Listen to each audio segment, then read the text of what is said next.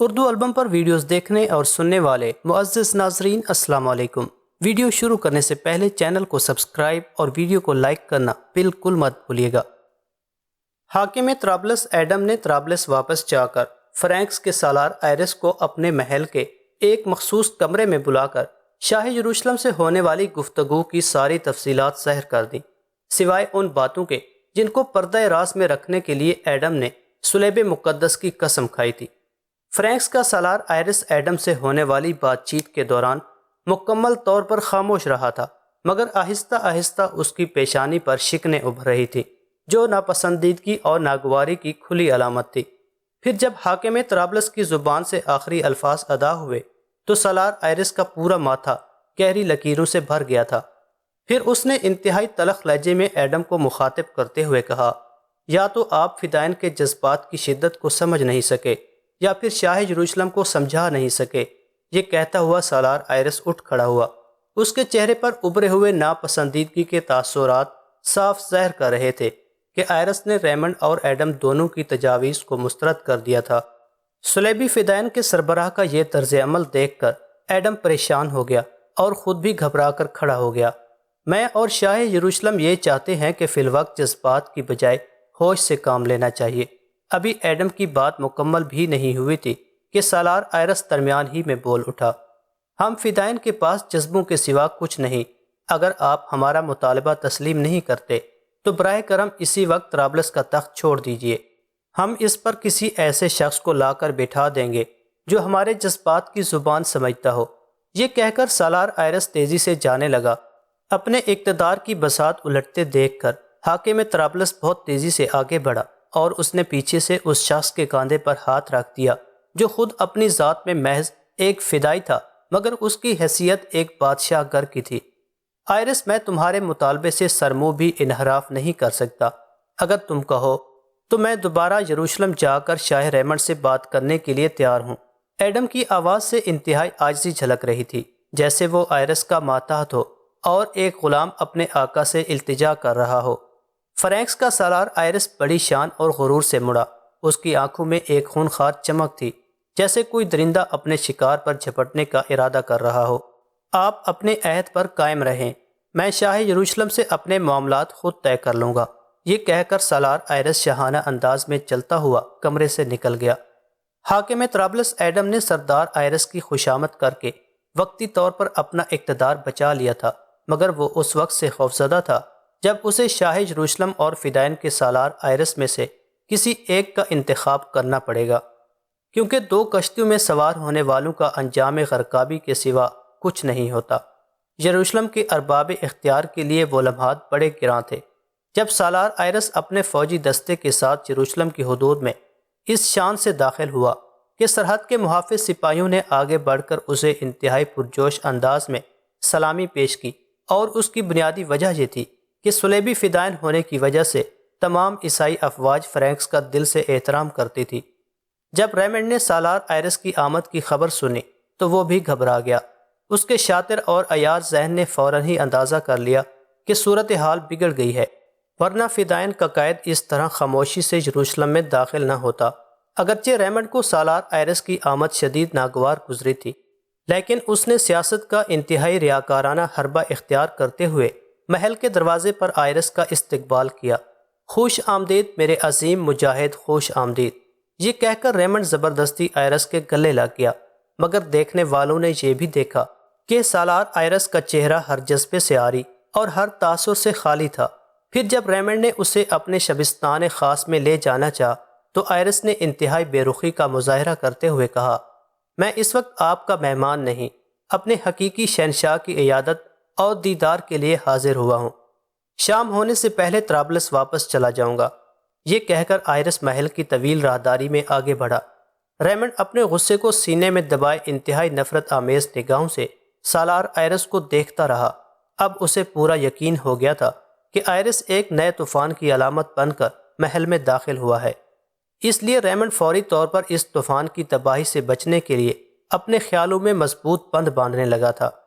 پھر سالار آئرس تمام شاہی خاندان کے افراد کے ساتھ اس کمرے میں داخل ہوا جہاں تخت یروشلم کا حقیقی وارث بالڈوین چہارم بستر پر خاموش لیٹا تھا۔ اس وقت بالڈوین چہارم کی عمر 19 سال تھی، یعنی بھرپور شباب کا عالم، مگر اب بالڈوین کے لیے جوانی اور بڑھاپا کوئی حیثیت نہیں رکھتے تھے، کیونکہ کوڑھ کا موذی مرض اس کے پورے جسم میں سرایت کر گیا تھا۔ نتیجتاً بالڈوین کا چہرہ مسخ ہونے لگا تھا اور ہاتھ پاؤں کی انگلیاں گلنی شروع ہو گئی تھیں۔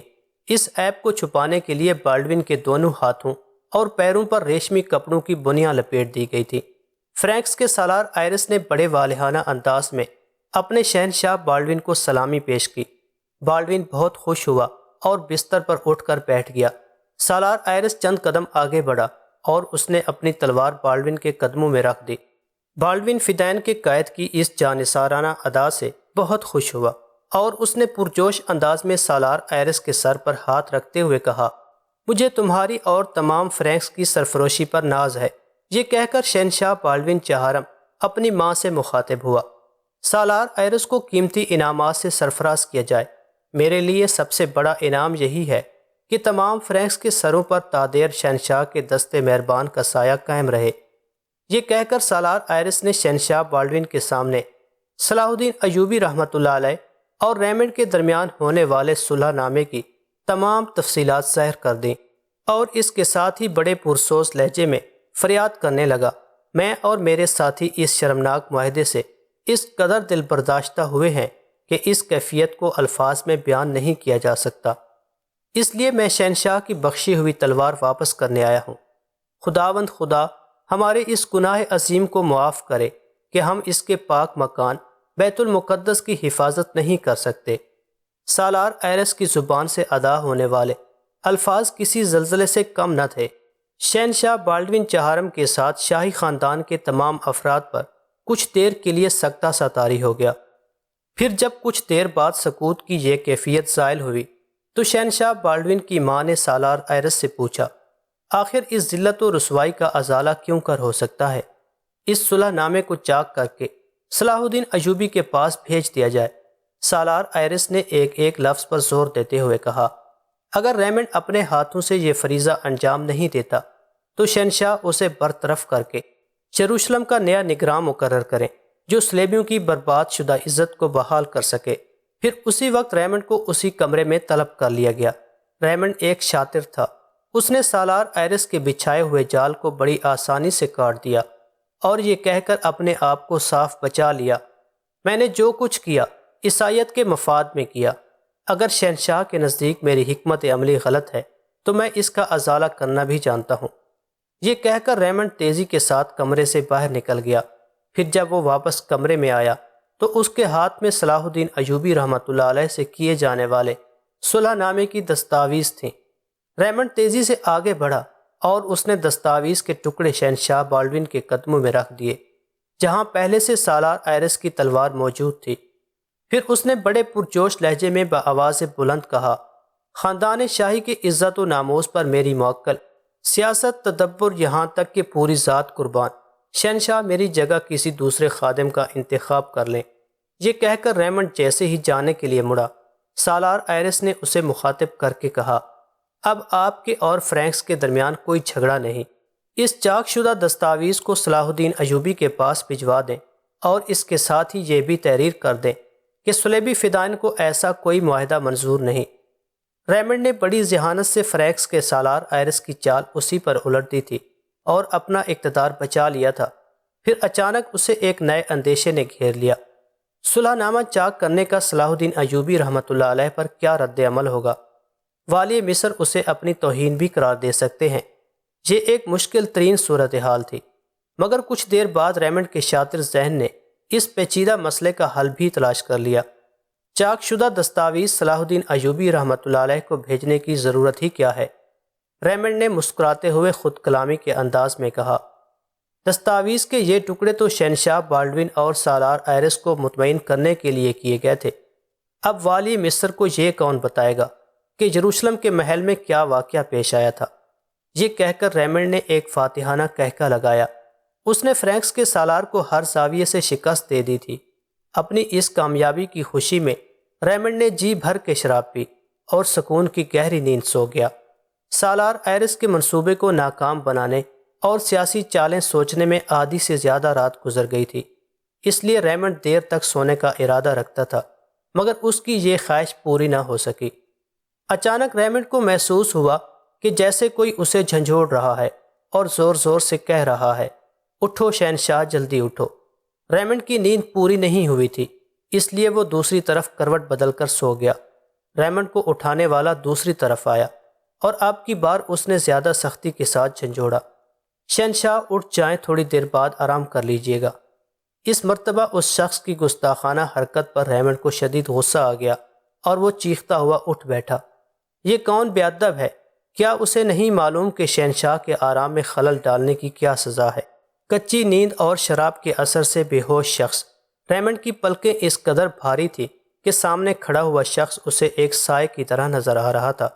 یہ میں ہوں، آپ کی بیوی روزی الیگزینڈر، سامنے کھڑی ہوئی ایک خوبصورت عورت نے کہا، جس کی عمر 20-21 سال سے زیادہ نہیں ہوگی، جبکہ ریمنڈ اپنی زندگی کے 50 سال گزار چکا تھا۔ تم کسی اور وقت نہیں آ سکتی تھی؟ ریمنڈ نے اپنی بیوی کو اس طرح ڈانٹتے ہوئے کہا جیسے محل کی کسی کنیز نے اس کے آرام میں خلل ڈال دیا ہو۔ مجھے آپ سے کوئی کام نہیں۔ روزی الیگزینڈر کا لہجہ انتہائی تلخ اور نفرت آمیز تھا۔ اس تلخی اور نفرت کی بس ایک ہی وجہ تھی کہ ریمنڈ نے ایک یتیم لڑکی کے ساتھ شادی کر کے اس کی زندگی تباہ کر دی تھی۔ روزی خود بھی ایک کاؤنٹ کی بیٹی تھی، مگر اس کے ماں باپ مر چکے تھے۔ پھر کچھ قریبی عزیزداروں نے پیسے لے کر روزی کی شادی اوباش ریمنڈ سے کر دی۔ ریمنڈ نے اپنی ہوسکار فطرت کے مطابق کچھ دنوں تک نوخیز اور حسین بیوی کی ناز برداری کی اور پھر اپنے پرانے راستے پر لوٹ گیا۔ ریمنڈ ایک فریب کار انسان تھا۔ اس کی نظر میں مذہبی قوانین اور دوسری اخلاقی قدروں کی کوئی حیثیت نہ تھی۔ وہ درباری امور سے فارغ ہو کر شراب پیتا اور اپنے عشرت کدے میں خوبصورت مطرباؤں کے دل نشین گیت سنتا اور سیمتن رقاصاؤں کا رقص دیکھنے کے بعد وہیں سو جاتا۔ دوسری طرف اس کی شریف النفس اور اعلیٰ خاندانی بیوی روزی الیگزینڈر کمرے میں تنہا پڑی اپنی بدبختی پر آنسو بہاتی رہتی۔ آج جب اس نے عشرت کدے میں آ کر شوہر کو بیدار کیا تو ریمنڈ حسب عادت کسی آقا یا مالک کی طرح برس پڑا، مگر روزی الیگزینڈر اب اپنی زندگی سے اس قدر بیزار ہو چکی تھی کہ اس نے شوہر کے غصے کا کوئی تاثر نہیں لیا، بلکہ چیخنے کے انداز میں بولی، شہنشاہ بالڈون کا حکم ہے کہ فوراً ان کی خدمت میں حاضر ہوں۔ یہ کہہ کر روزی الیگزینڈر تیزی کے ساتھ کمرے سے نکل گئی۔ اس کے چہرے اور لہجے دونوں سے شوہر کے لیے انتہائی نکاہت چھلک رہی تھی۔ اگر کوئی اور موقع ہوتا تو ریمنڈ اپنی بیوی کے اس جارحانہ سلوک پر شدید رد عمل کا اظہار کرتا، لیکن شہنشاہ بالڈون کا نام سنتے ہی اس کا سارا نشہ حرن ہو گیا تھا۔ وہ گھبرا کر اٹھ کھڑا ہوا تھا۔ کچھ بدحواسی اور کچھ شراب کا خمار، دونوں چیزوں نے مل کر اس کے قدموں کو غیر متوازن کر دیا تھا۔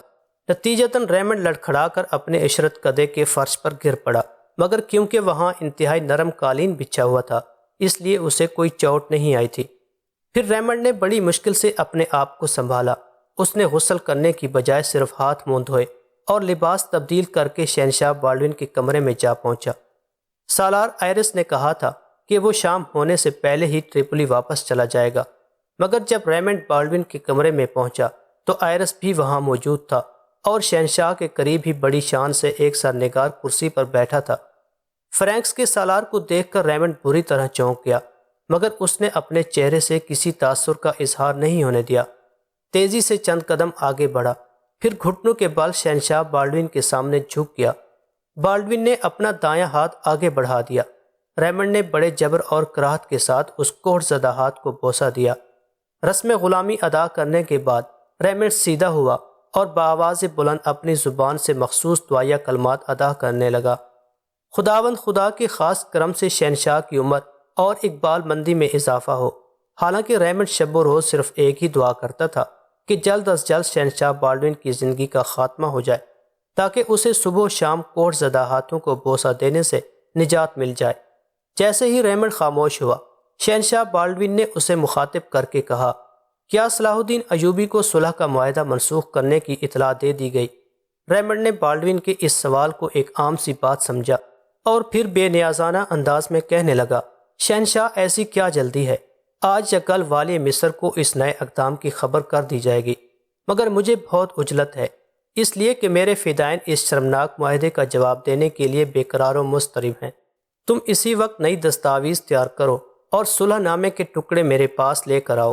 شہنشاہ بالڈون کے لہجے سے تحکم بھی نمایاں تھا اور تلخی بھی۔ اب ریمنڈ کی سمجھ میں سب کچھ آ گیا تھا۔ یروشلم کے محل میں سالار آئرس کی موجودگی بتا رہی تھی کہ اور کوئی نیا گل کھلنے والا ہے۔ ریمنڈ کے ذہن میں آندھیاں سی چل رہی تھیں۔ وہ لڑکھڑاتے قدموں کے ساتھ بالڈون کے کمرے سے نکل کر چلا گیا۔ پھر جب وہ میر منشی سے نئی دستاویز لکھوا رہا تھا تو اس نے دل ہی دل میں قسم کھائی تھی کہ فرینکس کی سیاسی قوت ختم کر کے ہی دم لے گا، کیونکہ صلیبی فدائین کے ہوتے ہوئے یروشلم پر مکمل آزادی کے ساتھ حکومت نہیں کی جا سکتی تھی۔ سیاست بھی عجیب شے ہے کہ وہ ذاتی مفادات کے سامنے کسی حوالے یا رشتے کا لحاظ نہیں کرتی۔ یہ فرینکس کی خوں آشام تلواریں ہی تھیں جو ریمنڈ کو اقتدار میں لائی تھیں، ورنہ وہ سلطان نور الدین زنگی رحمۃ اللہ علیہ کی قید میں پڑا ہوا ایک شکست خوردہ انسان تھا۔ آج وہی ریمنڈ اپنے محسن فرینکس کی بنیادیں کھودنے کا منصوبہ بنا رہا تھا۔ نئی دستاویز کئی بار لکھی گئی۔ ریمنڈ معاہدہ شکنی کے لیے نرم اور مبہم الفاظ لکھوانا چاہتا تھا تاکہ اس کی طرف سے براہ راست صلاح الدین ایوبی رحمۃ اللہ علیہ کی مخالفت کا اظہار نہ ہو سکے، مگر سالار آئرس نے مداخلت کی اور ایسے سخت الفاظ استعمال کرائے جن سے مسلمانوں کی کمزوری اور صلیبیوں کی برتری نمایاں ہوتی تھی۔ پھر شہنشاہ بالڈون نے صلح نامے کے ٹکڑے اور نئی دستاویز اپنے خصوصی قاصد کے ہاتھ مصر روانہ کر دی۔ یہ ریمنڈ کی کھلی ہوئی ذلت اور شکست تھی۔ سالار آئرس نے صلیبی فدائین کی بالادستی ثابت کر دی تھی اور ریمنڈ کو بتا دیا تھا کہ وہ فرینکس کی تائید و حمایت کے بغیر کچھ بھی نہیں۔ صلاح الدین ایوبی رحمۃ اللہ علیہ کا دربار آراستہ تھا، جس کے در و دیوار اور ساز و سامان سے قدیم شاہانہ تکلفات کی بجائے مسلمانوں کی روایتی سادگی کا اظہار ہو رہا تھا۔ پھر اچانک نقیب نے بلند آواز میں پکار کر کہا، شہنشاہ یروشلم کے سفیر خاص باریابی کی اجازت چاہتے ہیں۔ عیسائی سفیر کی بے وقت آمد کی خبر سن کر صلاح الدین ایوبی رحمۃ اللہ علیہ کو حیرت ہوئی تھی، مگر انہوں نے ریمنڈ سے حسن ظن برقرار رکھا اور فوری طور پر یروشلم کے قاصد کو دربار میں حاضر ہونے کی اجازت دے دی۔ پھر دیکھنے والوں نے صلیبی سفیر کو دربار مصر میں داخل ہوتے دیکھا۔ اس کی چال سے غرور اور چہرے سے فاتحانہ رنگ جھلک رہا تھا۔ صلاح الدین ایوبی رحمۃ اللہ علیہ نے عیسائی قاصد کے اس طرز عمل کو شدت سے محسوس کیا اور اپنی ذہانت و فراست سے اندازہ کر لیا کہ سیاسی صورتحال میں کوئی غیر معمولی تبدیلی آ گئی ہے، اور پھر وہ تبدیلی اس وقت ظاہر ہو گئی جب یروشلم کے سفیر نے صلاح الدین ایوبی رحمۃ اللہ علیہ کے سامنے صلح نامے کے ٹکڑوں کے ساتھ شہنشاہ بالڈون چہارم کا خط بھی پیش کر دیا۔ یہ منظر دیکھ کر حاضرین دربار کا خون کھول اٹھا اور ان کے چہرے سے غصے تمتمانے لگے، مگر والی مصر حیرت انگیز طور پر پرسکون نظر آ رہے تھے۔ ایک لمحے کے لیے صلاح الدین ایوبی رحمۃ اللہ علیہ کے چہرے پر شدید ناگواری کی لہر ابھری تھی، مگر انہوں نے انتہائی قوت برداشت کا مظاہرہ کرتے ہوئے ناگواری کی اس طوفانی لہر کو نرم روح مسکراہٹ میں تبدیل کر دیا تھا۔